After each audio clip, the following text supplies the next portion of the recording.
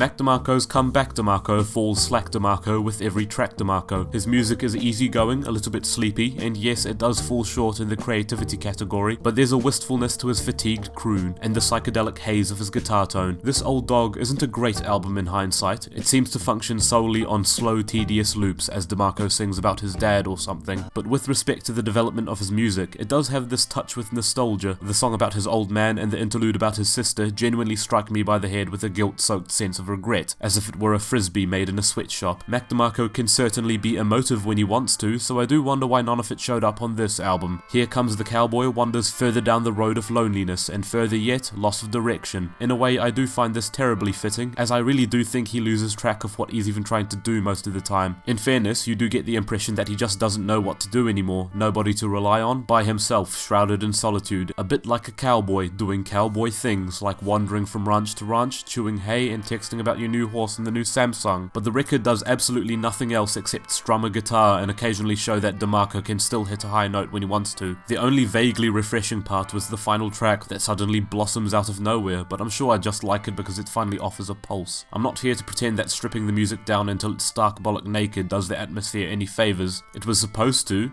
but once you've got the scene set, what else are you gonna do from then on?